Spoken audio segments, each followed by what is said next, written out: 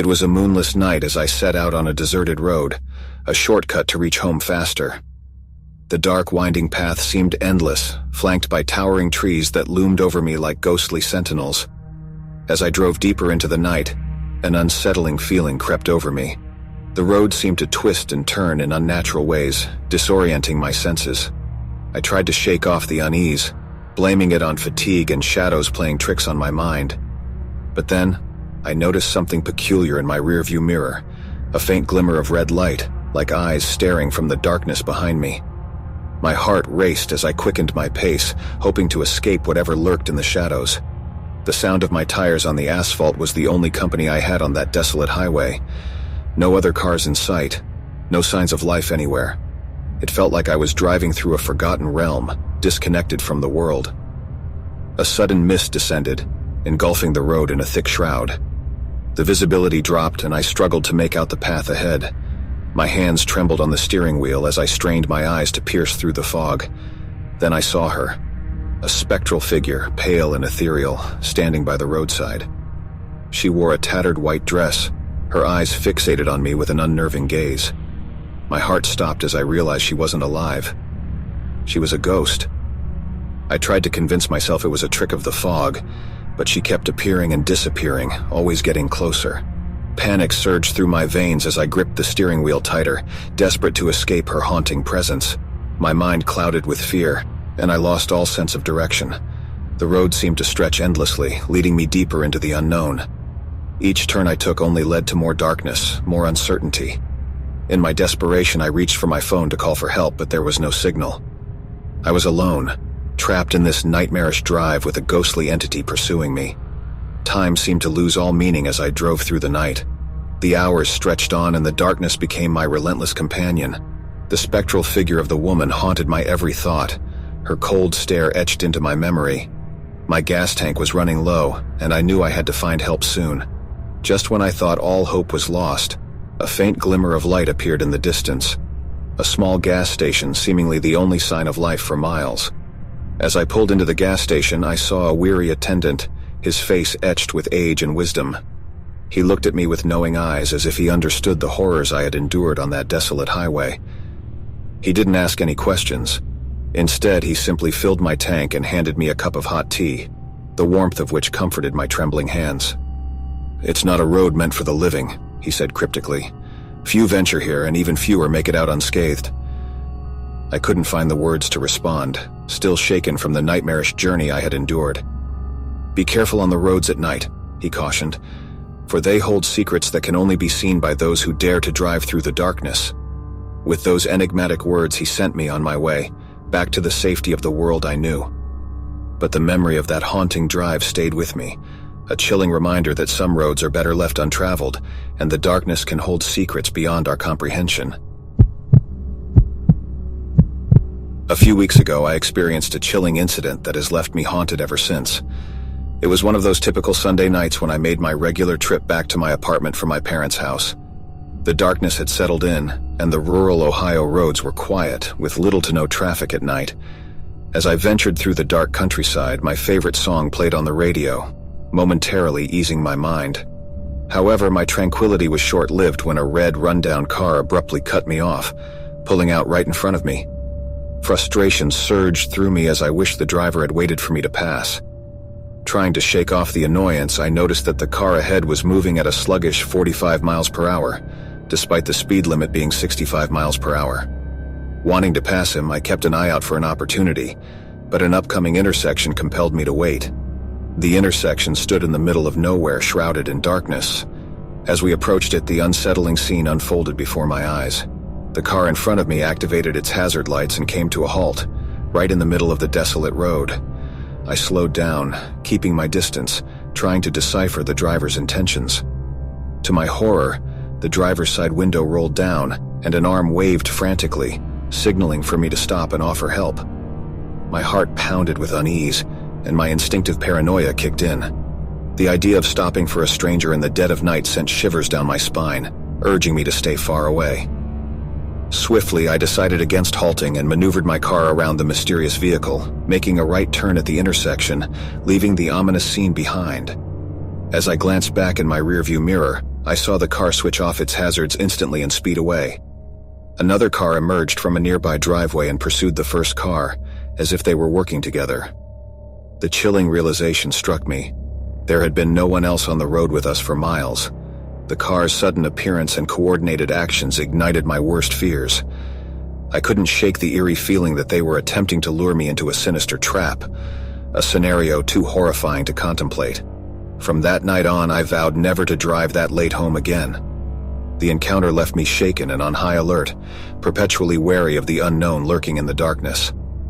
I can't help but wonder what sinister fate awaited me if I had fallen prey to their ploy.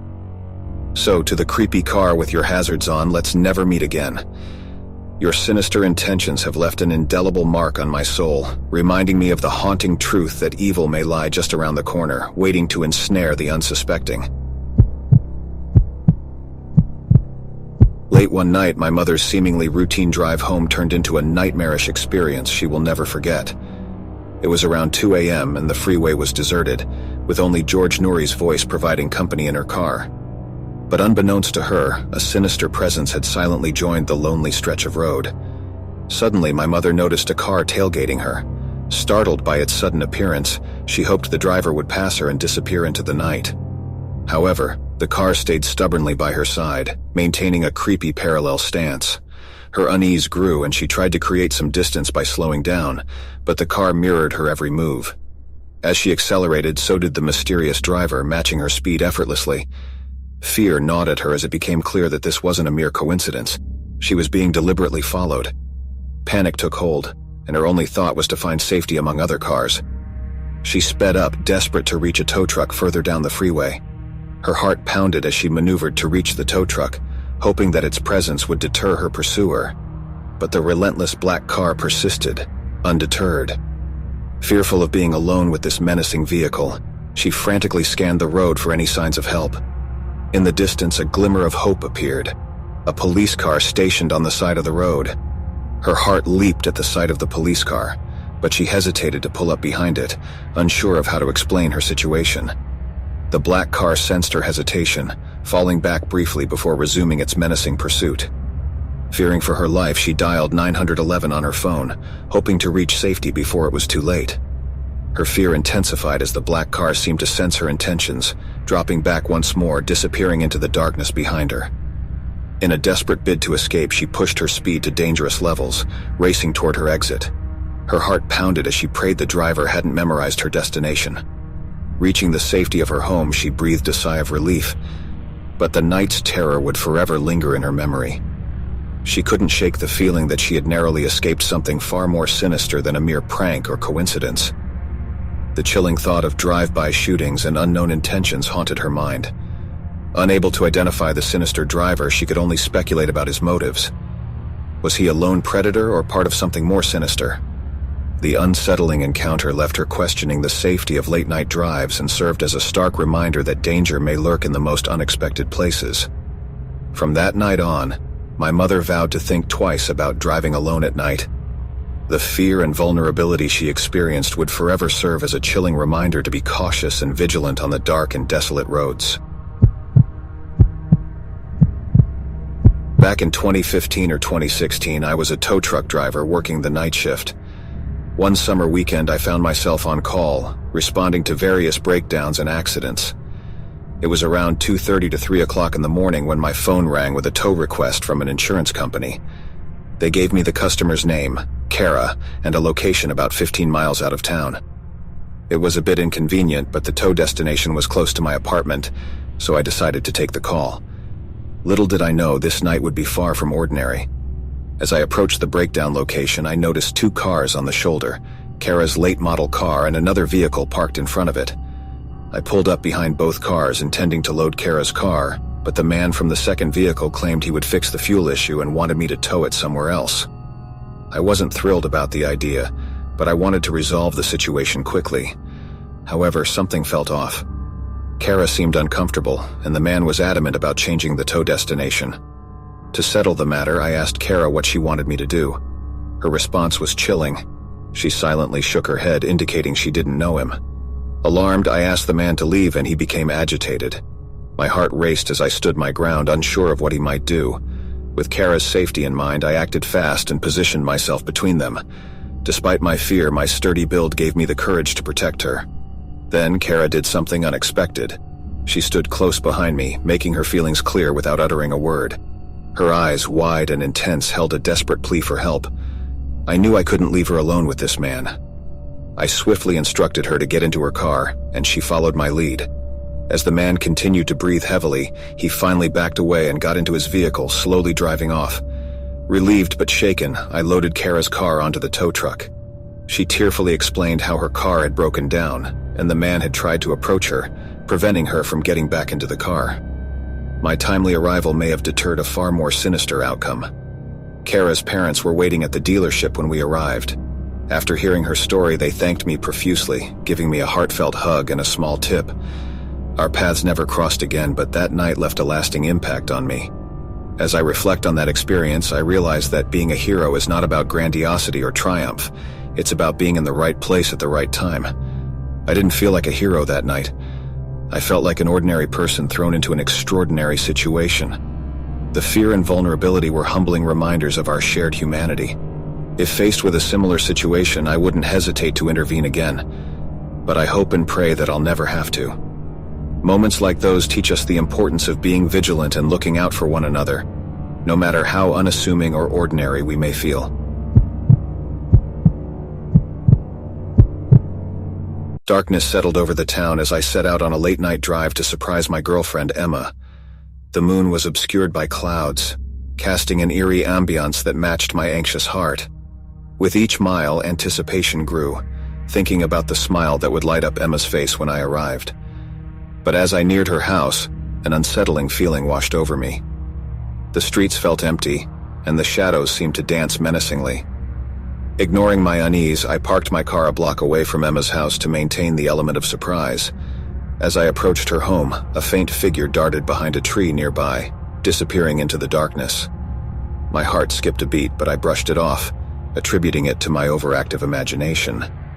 I reached Emma's house intending to knock on the door, but hesitated when I saw it slightly ajar. A cold shiver ran down my spine as I gently pushed the door open. The interior was dim, the only source of light being the flickering candle on the living room table. "Emma, it's me, Jack," I called out softly, scanning the room. There was no response, and an eerie silence hung in the air. Feeling uneasy, I tiptoed upstairs, hoping to find Emma in her bedroom. The hallway was dimly lit, with long shadows stretching like ghostly fingers along the walls. As I reached Emma's room, I gasped in horror. Her room was in disarray, as if someone had ransacked it. Clothes were strewn across the floor, and the window was open, allowing the cold night air to seep in. Fear clawed at my heart as I noticed a note lying on Emma's bed. I picked it up, hands trembling, and read the chilling message scrawled in jagged handwriting. "Stay away from her. She's mine." My blood ran cold, and my mind raced with thoughts of who could have left the message. I knew I had to find Emma no matter the cost. Determined to rescue her, I began my frantic search. I contacted the police, but their response was slow, leaving me with no choice but to venture into the dark streets alone. As the night wore on, I followed every clue, every shadowy figure that led me deeper into the darkness. I felt like a man possessed, driven by love and fear. Suddenly, I heard a muffled cry from an alleyway nearby. Without a second thought, I rushed toward the sound, adrenaline coursing through my veins. There, in the dim glow of a flickering street lamp, I saw Emma, bound and gagged, tears streaming down her face. Before I could reach her, a menacing figure emerged from the shadows. Tall and cloaked in darkness, the stalker's face was hidden beneath a hood. He taunted me with a chilling grin, speaking in a low, guttural voice. "Looks like you care about her a lot, huh? But she's mine, and I'll never let her go." Rage and fear fueled me as I lunged at the stalker, desperate to save Emma. We engaged in a desperate struggle, our silhouettes dancing in the dim light. But the stalker proved to be stronger, overpowering me with ease. Just as I thought all hope was lost, a sudden blast of police sirens filled the air. The stalker's eyes widened with fear, and he vanished into the darkness, leaving Emma behind. The police arrived, finding Emma and me in the alleyway. We were shaken but safe. My heart swelled with relief as I held Emma in my arms. As the police searched for the stalker, they discovered a series of other victims he had stalked before. Emma and I's nightmare had ended, but the horror of that night would forever haunt our memories. In the weeks that followed, we learned to heal together, our love growing stronger as we faced the darkness that threatened to tear us apart. The nightmarish ordeal had changed us both, but it also taught us the resilience of love and the strength to conquer our fears. Thank you for joining us on this spine-chilling journey through the shadows. Remember, true fear lurks in the darkest corners, waiting to be unleashed. If you've enjoyed these haunting tales of the unknown, make sure to like this video to show your support. And if you haven't already, consider subscribing to stay up to date with our latest enigmatic chronicles. Leave a comment below and share your thoughts on the eerie stories we've shared. We love hearing from fellow thrill seekers, and it helps us discover new tales to unveil. Until next time, embrace the shadows, but be wary of what may lurk within. Keep your courage close and your heart guarded as we delve deeper into the enigmatic realm of the unknown. Uncover the secrets of the night where darkness hides the untold.